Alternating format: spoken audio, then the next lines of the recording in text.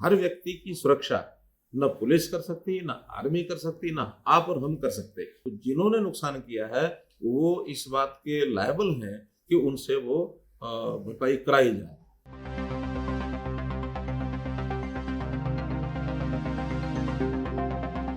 जहां तक मोनू मानेसर की बात है, मोनू मानेसर के खिलाफ जो पिछला केस एफआईआर वो राजस्थान सरकार की है। राजस्थान सरकार को हमने कहा है कि जिस प्रकार की मदद उनको ढूंढने में हमारी चाहिए मदद करेंगे, तैयार है मदद करने के लिए। अब वो चूंकि राजस्थान पुलिस उसको ढूंढ रही है, कहाँ है कोई इनपुट्स हमारे पास अभी नहीं है, उनके पास है कि नहीं हम नहीं कह सकते। राजस्थान पुलिस उसके खिलाफ कार्रवाई करने के लिए स्वतंत्र है, हमारी मदद जितनी चाहिए उनको करेंगे।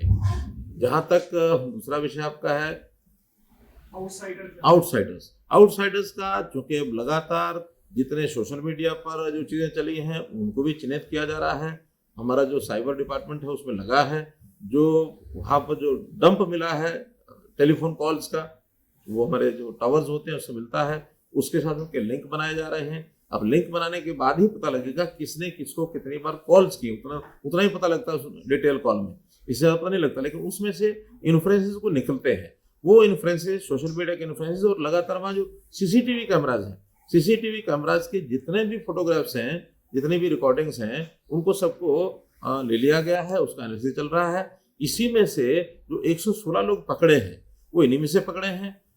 90 लोग जो डिटेन किए हैं वो उसी कारण से डिटेन किए हैं। और अभी तो ये शुरुआत हुई है, इसका लगातार जो पुलिस फोर्सेज या हमारी जो पैरामिलिट्री फोर्सेज वो वहाँ हैं वो कोई हटी नहीं है, कर्फ्यू वहाँ लगा हुआ है और हम किसी प्रकार की कोई ढिलाई बरतेंगे नहीं। और इसमें चूंकि पुलिस इन्वेस्टिगेशन एजेंसी जो होती है उनकी इन्वेस्टिगेशन से पहले कोई बात कह देना कई बार इन्वेस्टिगेशन को भी प्रभावित करता है। इसलिए जो हमारा एक स्टैंड है कि दोषियों को बख्शा नहीं जाएगा, वो हर हालत में उसको मेंटेन करें। जब तक सद्भाव नहीं होता तब तक सुरक्षा को चैलेंज रहता है। और आप ये मानिए, हर व्यक्ति की सुरक्षा न पुलिस कर सकती, न आर्मी कर सकती, न आप और हम कर सकते।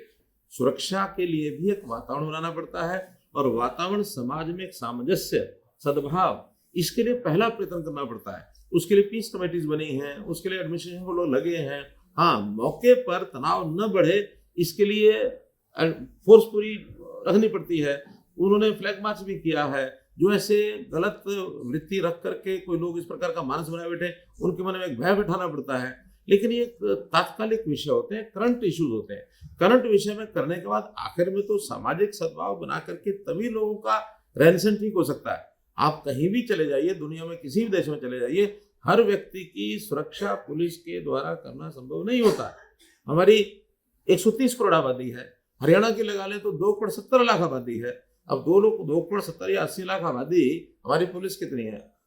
अब 60,000 50,000। तो इसलिए ये वातावरण बनाना पड़ता है। हम वातावरण बनाएंगे, अपील बार बार करेंगे, हाँ उसमें से एक सीमा को लांघेगा उसके खिलाफ कार्रवाई करेंगे।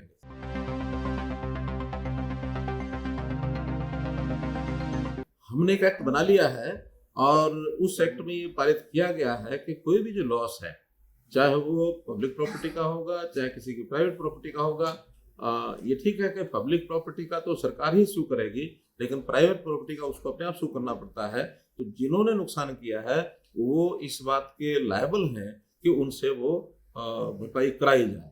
तो उसका पूरा अपना जो सरकारी प्रॉपर्टी है उसका हम करेंगे, प्राइवेट प्रॉपर्टी वालों को भी उनको कहेंगे कि इसकी लायबिलिटी जिनके ऊपर है उनसे वसूल किया जाए।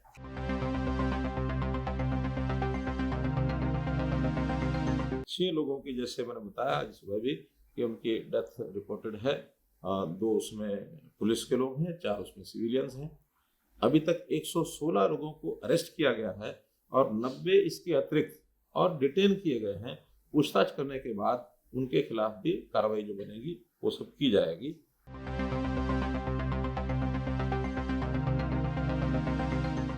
नूंह जिले में ही स्थापित की जाएगी।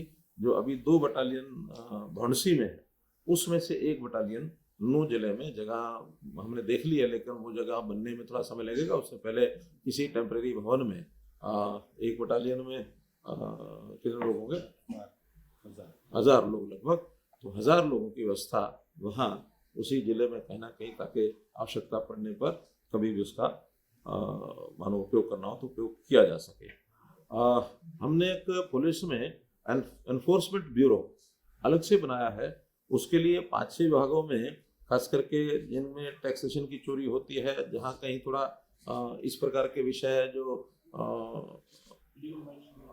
जो लोगों के नाते भी, सरकार के नाते भी अनपॉपुलर कहें, या जो एक किसी न किसी नुकसान को पैदा कर सकते हैं, इन चीज़ों को चेक करने के लिए पुलिस का एक लॉ एंड ऑर्डर के लिए अलग से सारा होगा, इन्वेस्टिगेशन के लिए होगा। लेकिन एक इस प्रकार के, जैसे माइनिंग है, जैसे एक्साइज टैक्सेशन है, जैसे पावर है, जैसे इरिगेशन है, तो इस प्रकार से 5-6 डिपार्टमेंट पहले विचार किए थे। लेकिन नूह जिले में जो ये काऊ प्रोटेक्शन एक बड़ा विषय है, वहाँ स्मगलिंग होती है, वहाँ हत्या भी होती है।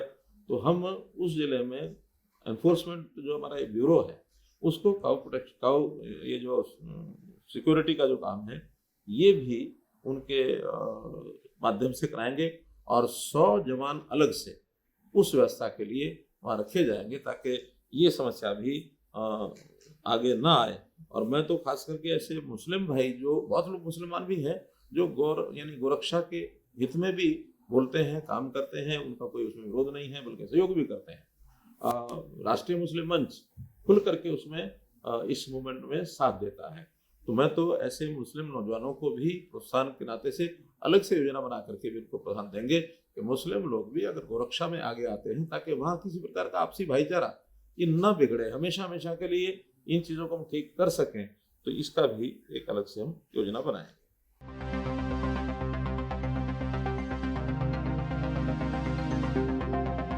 जो डिप्टी कमिश्नर और वहाँ, क्योंकि वहाँ के जो एसपी जो सुप्रीटेंडेंट पुलिस थे, वो छुट्टी गए हुए थे, 10-12 दिन पहले विदेश की उनका कोई कार्यक्रम था, वो गए हुए थे, और कोई इस तरह की उस समय की संभावना भी नहीं थी।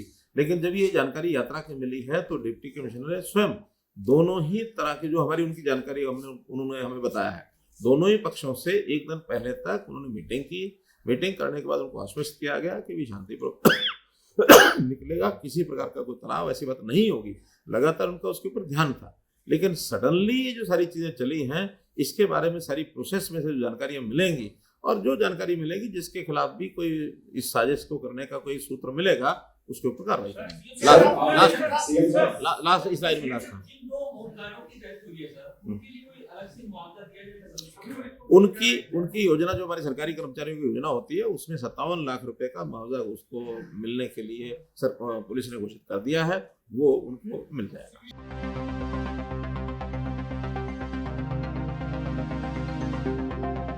देखिए, वो एरिया कोल्हाना का एरिया है। 14 गांव में हमने छापे लगाए थे, और आज भी ठीक संख्या में याद नहीं, लेकिन 100 के आसपास लोग अभी भी उसमें अंदर हैं। और ये नूह का एरिया एकदम अलग एरिया है। अब जब सारी तहकीकात होगी, तो वो जो लड़के वहाँ पर ऑपरेशन कर रहे थे, या जिस प्रकार का साइबर क्राइम कर रहे थे, वो कितने इसके अंदर शामिल होते हैं, वो जानकारियाँ सारी मिलेंगी। लेकिन इस समय एकदम ये कहना और लिंक जोड़ना, मैं इसमें हाँ, वो जांच कर रहे हैं, जांच सब करेंगे।